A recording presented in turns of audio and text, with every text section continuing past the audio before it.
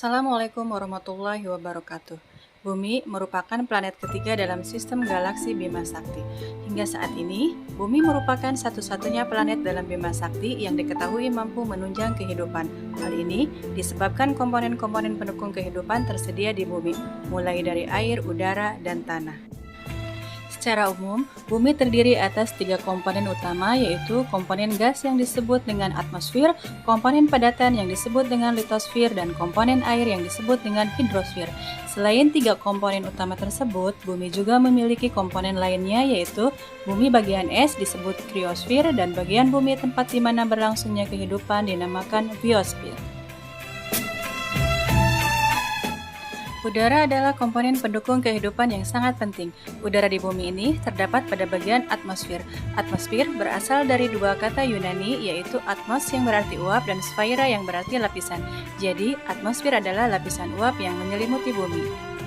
Terdapat 5 lapisan pada atmosfer yang memiliki karakteristik yang berbeda. Secara garis besar, atmosfer bumi terbagi menjadi 2 bagian, yaitu bagian bawah dan bagian atas. Bagian bawah terdiri atas troposfer dan stratosfer. Bagian atas terdiri atas mesosfer, termosfer, dan eksosfer. Sebagian besar aktivitas makhluk hidup di bumi, termasuk manusia, berada pada lapisan stratosfer. Untuk lebih memahaminya, mari kita simak gambar berikut ini.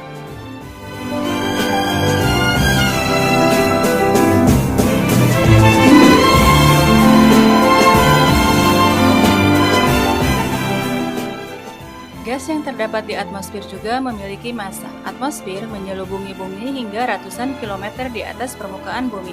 Gravitasi bumi akan menghasilkan gaya tarik molekul gas mengarah ke permukaan bumi, sehingga berat molekul suatu gas akan menekan udara di bawahnya. Akibatnya, molekul udara di dekat permukaan bumi akan lebih rapat. Udara yang memiliki kerapatan tinggi ini akan menghasilkan gaya tekan yang besar pula. Gaya yang diberikan pada suatu daerah disebut dengan tekanan. Semakin tinggi tekanan udara, maka suhunya akan semakin dingin, dan sebaliknya, semakin rendah tekanan udara suatu tempat, maka suhunya akan semakin hangat. Lapisan ozon terdapat pada stratosfer pada ketinggian 18-54 km di atas permukaan laut. Ozon tersusun atas oksigen. Ozon berfungsi untuk menyerap sebagian besar radiasi UV yang ada di dalam atmosfer. Kandungan ozon dalam stratosfer sangat tinggi sehingga melindungi bumi dari radiasi matahari yang berbahaya. Walaupun lapisan ozon tidak terlihat, kehidupan di bumi tergantung pada keberadaannya. Litosfer berasal dari bahasa Yunani, yaitu litos yang berarti batuan dan sphaira yang berarti lapisan. Jadi, litosfer merupakan lapisan batuan yang ada di bumi. Dalam pengertian luas, litosfer diartikan sebagai seluruh bagian padat bumi, termasuk intinya. Struktur padat bumi terdiri atas kerak bumi, mantel bumi, dan inti bumi. Masing-masing struktur padat bumi tersebut dibedakan lagi menjadi bagiannya masing-masing. Batuan pada lempeng mengalami perubahan bentuk atau deformasi secara perlahan dalam jangka waktu tertentu. Ketika batuan tersebut mengeras, maka energi potensialnya terus bertambah. Ketika lempeng bergerak atau patah, energi tersebut dilepaskan. Energi tersebut mengakibatkan terjadinya getaran yang merambat melalui material bumi lainnya. Getaran ini disebut dengan gempa bumi. Semakin besar energi yang dilepaskan, maka getarannya akan semakin terasa. Berdasarkan besar magnitud dan kerusakan yang ditimbulkan, gempa dikategorikan seperti pada tabel berikut.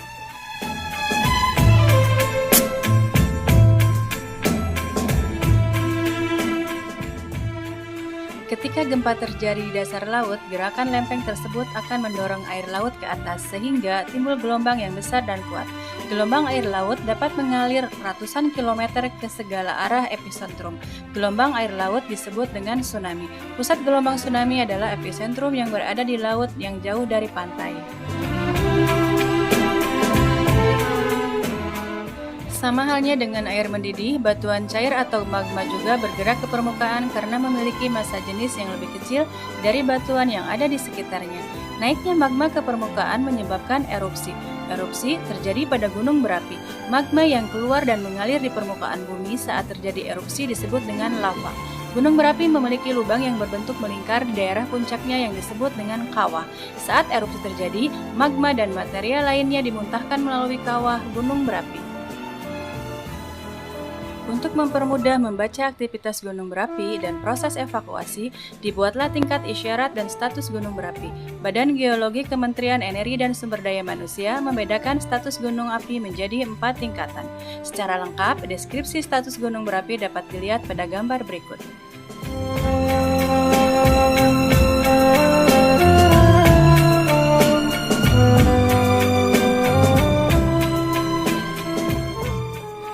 Perhatikan bentuk bumi berikut. Dari hasil pengamatan, dapat kita ketahui bahwa warna biru merupakan warna yang dominan. Warna biru menggambarkan perairan yang ada di bumi. Dengan kata lain, bumi yang kita huni diselimuti oleh air, atau yang disebut dengan hidrosfer. Hidrosfer berasal dari kata hidros yang berarti air dan sphaira yang berarti selimut. Jadi, hidrosfer merupakan lapisan air yang menyelimuti bumi. Hidrosfer tidak hanya meliputi perairan yang luas seperti laut dan samudra. Hidrosfer juga meliputi air di danau, sungai, air tanah, dan uap air yang ada di udara. Siklus air bermula ketika panas matahari menguapkan air yang ada di laut dan di permukaan bumi atau disebut dengan evaporasi. Uap air tersebut akan berkumpul di angkasa dan terjadi proses kondensasi atau pengembunan hingga terbentuk awan. Awan tersebut kemudian akan berjalan sesuai dengan arah hembusan angin. Penguapan yang terjadi setiap hari mengakibatkan uap yang menjadi awan akan semakin banyak. Jika awan sudah tidak dapat menampung uap dari evaporasi, maka uap air di awan akan turun sebagai hujan. Air hujan akan mengisi cadangan air yang berada di permukaan bumi. Proses ini akan berlangsung terus-menerus. Kita akhiri pembelajaran kita kali ini. Terima kasih. Wassalamualaikum warahmatullahi wabarakatuh.